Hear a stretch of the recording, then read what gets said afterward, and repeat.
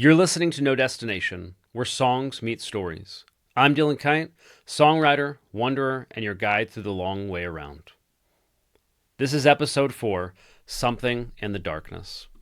So, to kick off this podcast, we are going through my record, Late Bloomer in a Wallflower Suit, and walking you through these songs, the history, the stories that are behind these songs. We don't dive into each lyric and try to do that.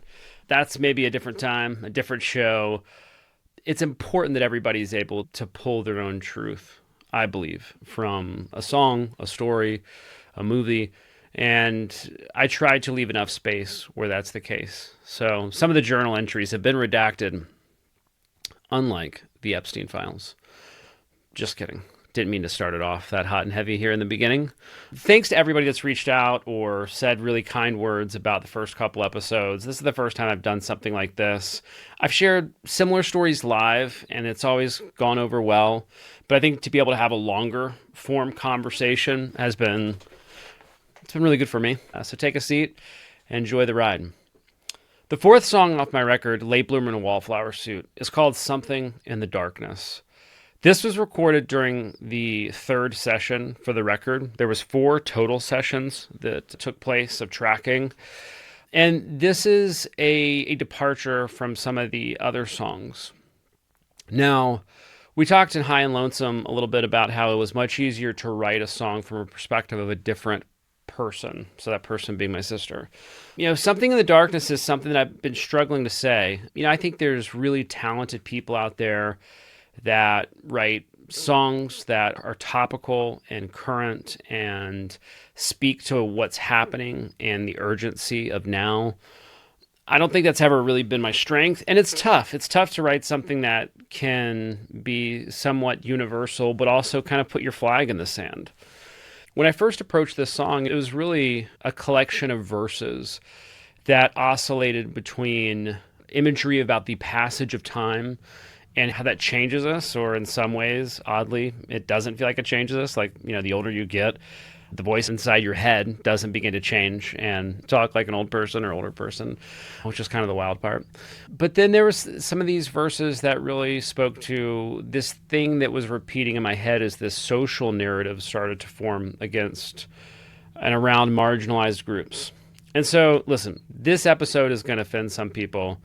And I don't give a shit. That's really not my problem. Everybody has opinions, and I'm sure that if you want to share yours, there's a lot of white dudes with microphones, and I encourage you to do that. But, this song and this story is just about sharing my experience. And if you can pull something from it, great. And if you can't, okay, that's awesome too. High and Lonesome, Pulaski, the core parts of the song, even in the earliest incarnations, had the chorus, like the biggest part of the song. And so then it was trying to figure out how to get up to that point with the verses.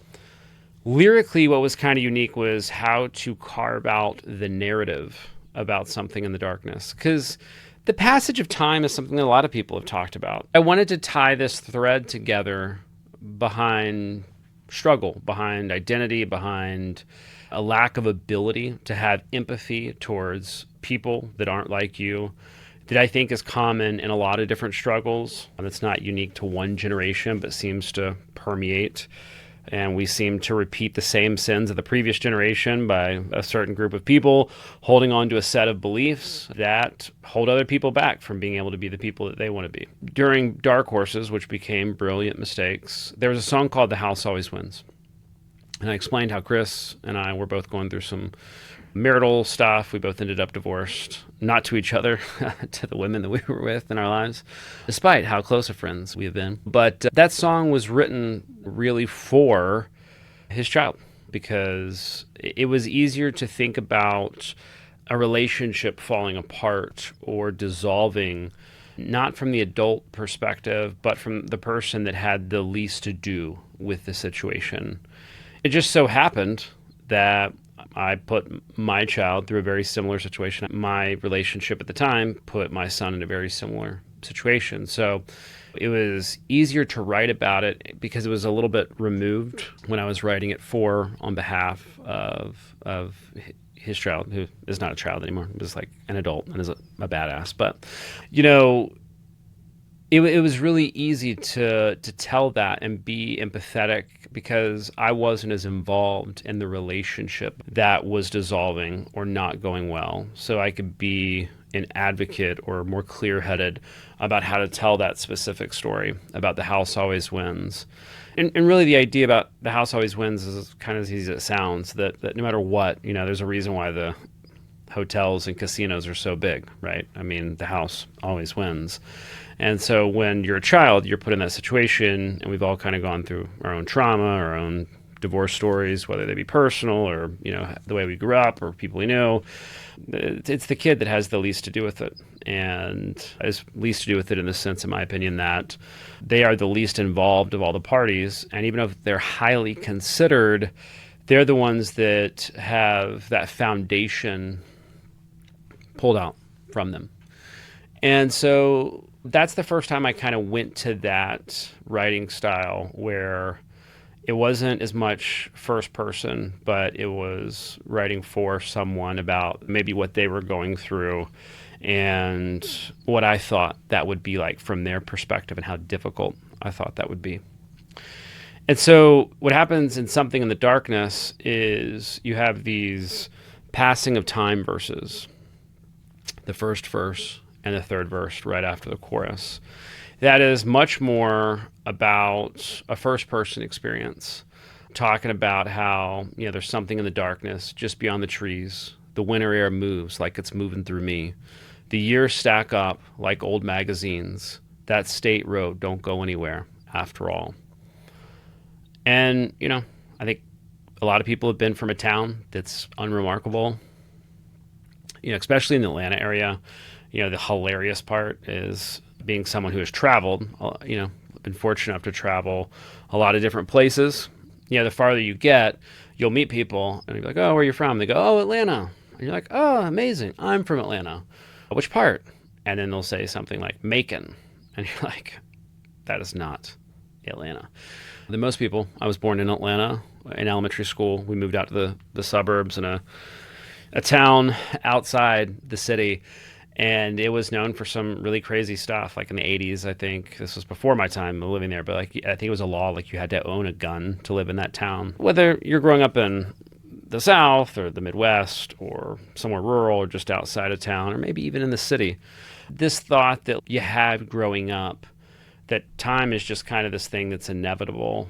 And, the years stack up, magazines was a good reference because it was something that was a little bit more temporary than like books or albums. The third verse is somewhat similar to that. Again, it starts kind of in this first person, something in the darkness, down every street. And if you count your fears, they come back in threes. Time gets lost in the thread and the seam. They say this town ain't the same, but baby, neither am I.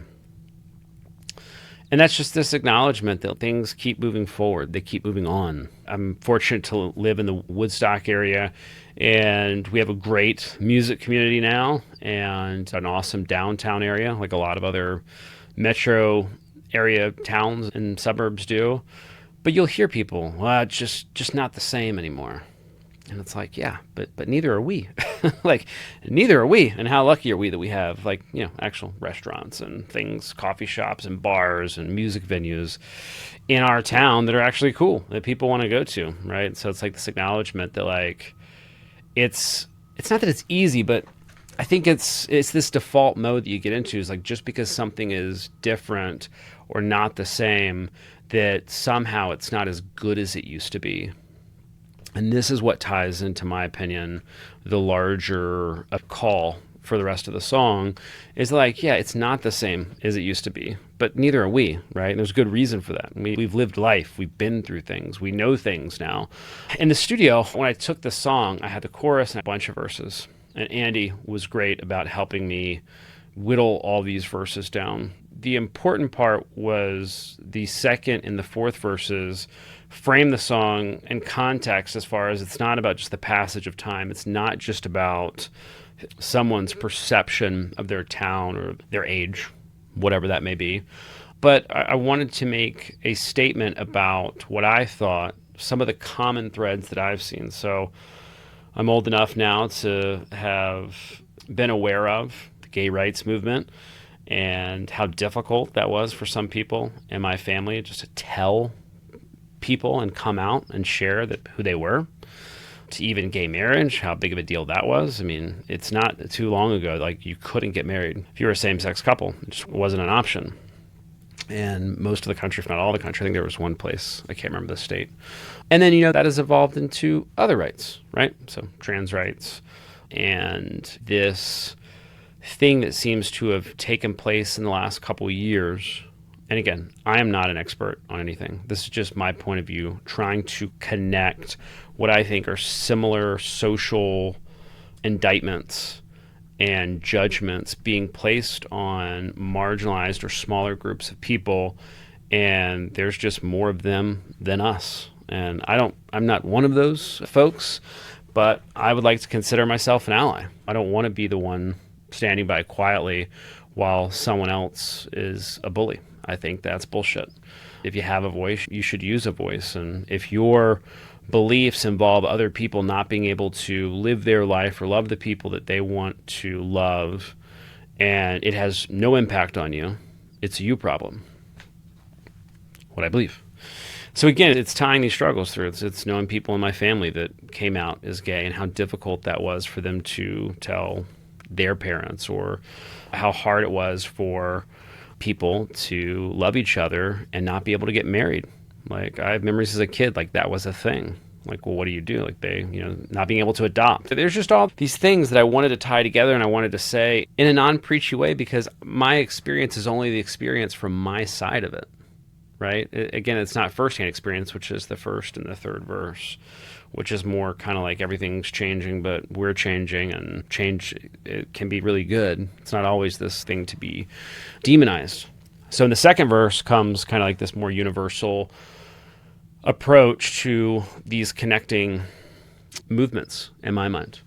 And so that's where you get the life can seem real far away when it's someone else's rights being taken away. There's a child growing and coming of age, afraid to tell their parents what they have to say, afraid their love will change. I've been involved in those conversations, and it's sad. I'm a parent now, but when you're a younger person, you can only imagine how difficult that is when someone is scared to share with their parents the way that they feel about their partner, or about the way they feel about their own identity.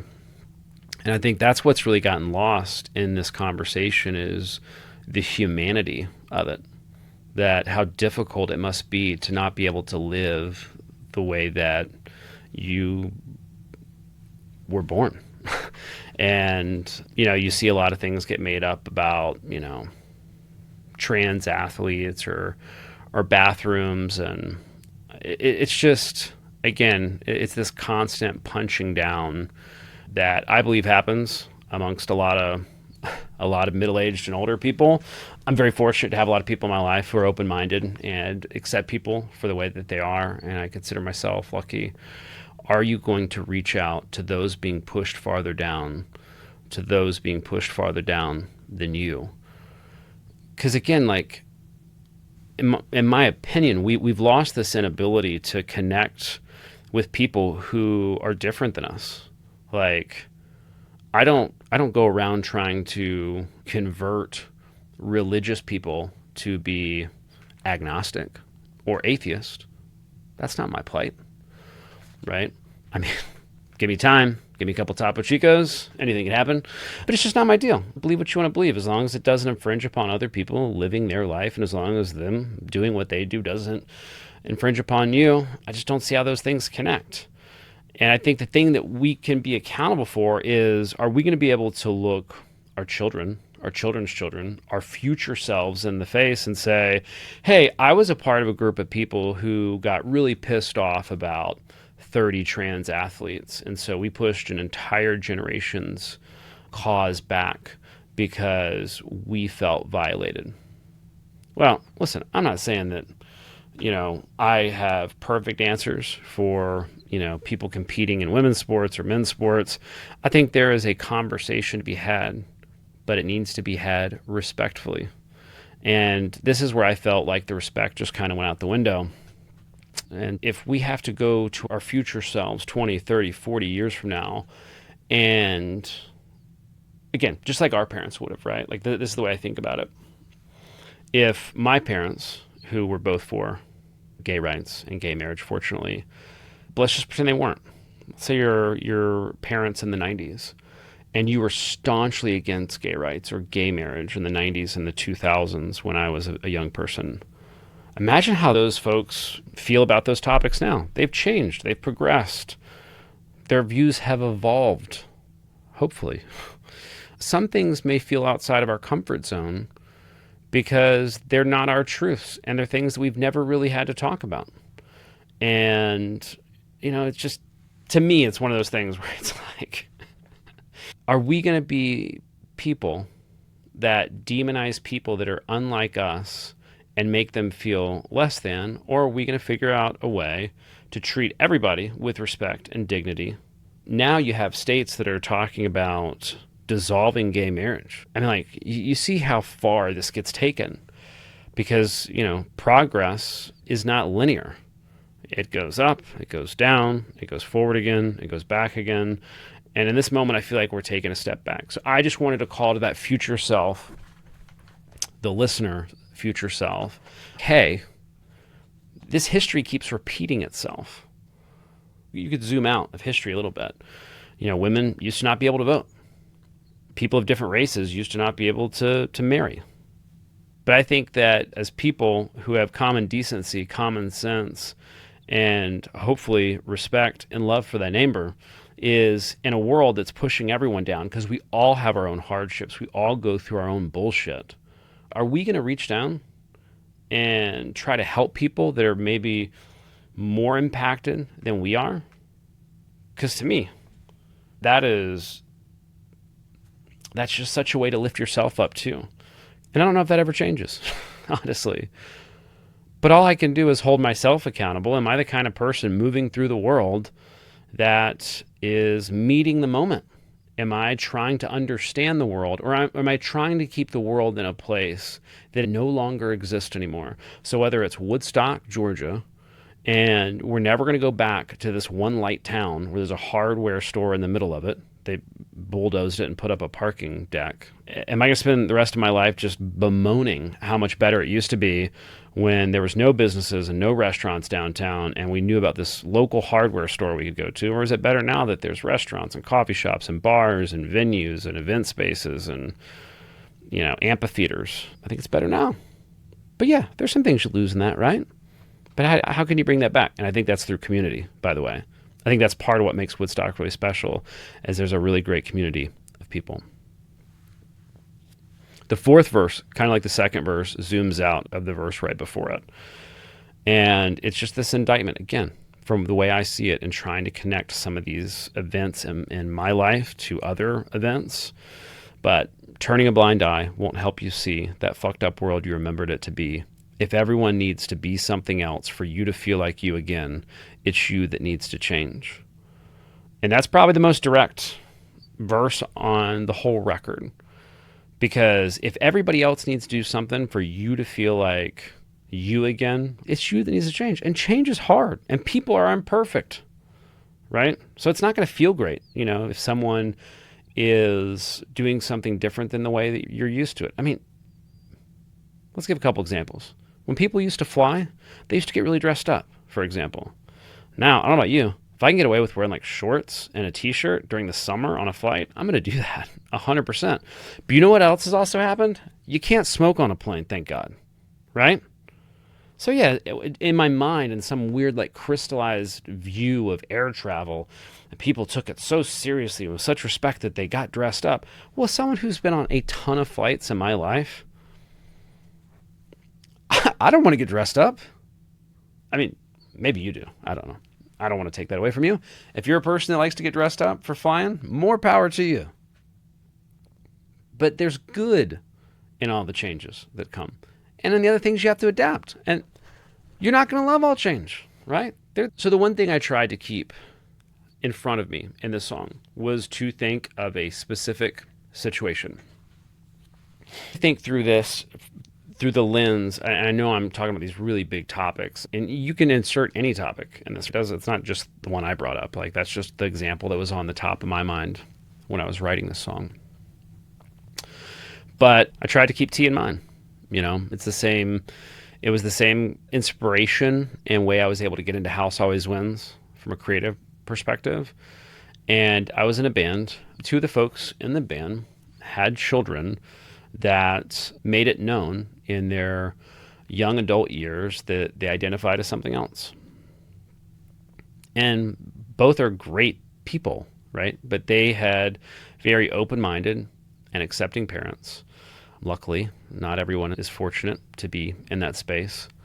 But this very specific example is of one where I thought through how difficult, even if your parents are open-minded, when you hear them say certain things about other things they believe in, how difficult that must be.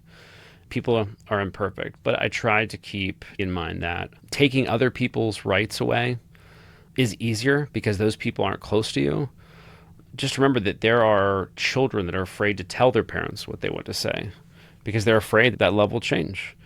And so I did try to keep a very specific person in mind when I wrote this song. And I'm fortunate enough that person has inspired a couple different songs, like The House Always Wins. I believe the world is a better place when we accept people for who they are and we challenge our own notions about what that looks like. Our opinions change over time. And it's important that we allow ourselves the space to change, whether it's our hometown. Hanging on to the past is a certain kind of nostalgia that I really tried to fight. We talked about Worst of Me, the first song on the record. That's the first time, again, that I was kind of trying to challenge this nostalgia thing that I am really susceptible of, especially in song. But, bands break up, but your favorite songs never get forgotten. Every past comes back more perfect if you let it. So perfect, if you stare long enough, it's rotten. And this idea that, like, it's easy to look back and like, oh, in the 50s and the 60s, families did this. And everybody ate dinner as a family. It's like, yeah, there's also race riots. And there was also, like, horrible things that people did to one another. And they couldn't say and they couldn't voice about themselves. So, like, you're remembering it through this one specific lens, right? That, by the way, I think families eating together is great. And I think actually what would inspire and cultivate that better is if those conversations were more open-minded. Your kids are like sponges. They're hearing all the things the parents say, the jokes you make, the way that you talk about famous people. If you're a bully about, some famous person, the way that somebody looks, about somebody's lifestyle, you don't think your children are picking up on that? And if they're not impacted, we're then putting out into the world other people who are going to be bigoted and make small-minded jokes or assertions about people they have no idea about. I'm not sure what Something in the Darkness is. I think Something in the Darkness is that every generation struggles with, that we all have something as a collection of people, whether it's societal, it's in our family, it's in our town, whether it's our town growing up or people changing and they're not who we think they should be, they're who they want to be. That something in the darkness isn't something out to get you. It's just something that you don't understand yet. And if you don't understand it, that doesn't mean it's bad. There are things that you don't have to agree with or you choose not to live your life. My neighbor painted their brick house that I thought was really rad looking. They're still my friends. They're still my neighbors. I don't get mad because they painted their brick house a really trash color. Right? Like, I don't know. Everybody's different though. But I'm not going to judge them for it because I don't want them to tell me what to do with mine. Every generation goes through this, and history keeps repeating itself. And every generation moves forward, then they move backwards, and they move forward, then they move backwards. And what we have to hold ourselves to is, in a world that's pushing everyone down, are we going to reach out and help people that are being pushed down farther than us? I think that's what it boils down to. And that doesn't mean you can't help yourself, by the way. There's therapy. I think there's apps that are made for, like therapy. This isn't a anti self-ownership, you don't take care of yourself type of mentality. But I think this is how you take care of yourself, is by understanding the world around you. And you don't have to like what is going on, but you could be an ally, and you could seek to understand, or you could be the person that puts negativity in the world. I didn't see gay kids making fun of bullies or making fun of, cheerleaders and football players. I mean, and if they did, it was probably fucking hilarious. But, it was the other way around. I got made fun of a lot. I mean, look at me, right? Nothing's changed. But are we going to help other people? And if there's people that are offended by this and are like, well, trans rights, that's just not the way it should be. We should do X, Y, and Z. That's cool, man. There's a lot of songwriters in this town. And I'm used to playing really small rooms. And I played big rooms. I've been fortunate in both cases. But I'd like to let you know that there's somebody in your family that's struggling with something. And maybe they just don't feel like they can be themselves around you. And I think that's the damn shame of it. There's people that you proclaim to care about that probably don't feel like they can be honest with you. You're probably saying, well, on the other side, well, how about those people who don't agree with your stance, Dylan? Well, they don't agree with you. Then we can have a conversation. But I'm not going to be quiet because somebody doesn't agree with me, right? Now, again, there are certain lines in the sand. If I don't like the color my neighbor paints his house, who gives a shit? I'm not an HOA, right? But here's the difference. If my neighbor paints his house that color, which they did, and then I proceed to try to tell everybody in the neighborhood what a bad person he is, and how much I think that brings down the value of everybody's house, and how we should band together and make him change his paint color back to his other color, because if he wants to be here, he has to be like this. I think that's the kind of thing we're talking about. I don't like bullies. Never have. It was important for me to put this on the record for that reason. From a sonic standpoint, it also became this framework that informed the rest of the record. So there was 4 main sessions that took place. There was the first 2 that I did with Michael Cotter, Andy LeMaster, and Andrew. And Something in the Darkness was the first session without Michael. There was 2 other songs recorded at the same time, Gilded Age and Laughing Heart. That's the trajectory. The turning point was this song. It was this great balance of music that was easy to digest, but really allowing Andy added these phenomenal backing vocals. It's like in the third verse of Something in the Darkness, there's this great bed of background vocals that Andy does that I think are just really great. But really also pushed me to finish the record, and it finally kind of heard it. The first half are these kind of dreamy rock, more pop, not pop, like indie pop songs.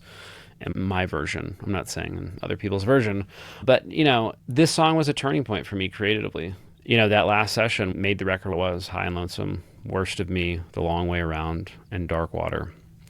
And those songs were heavily informed by the session right before it, where we did Something in the Darkness, Gilded Age, and Laughing Heart. So sonically, it was also a really big turning point for the rest of the record as well. So we didn't go into too much trauma. We didn't get too messy. But there wasn't as much funny stuff on this one either. But, I don't think they're all going to be like that. I do think it's a good thing to ask yourself. And you might still get into that question and feel the same way. But, even if you and I disagree on this, are you helping out people that are worse off than you in some way? Whether it's society, your neighbor, your friend, your relative. What's your part in that? And I think that's what we have to ask ourselves. We're on a mission on this thing, and we got like one shot, in my opinion. How are we going to reach out and help other people? I hope in some small way that we see that someone living a different life than us isn't unworthy of being able to live that life. And us preventing them from doing that says more about us that we are going to regret in the long run. Until next time.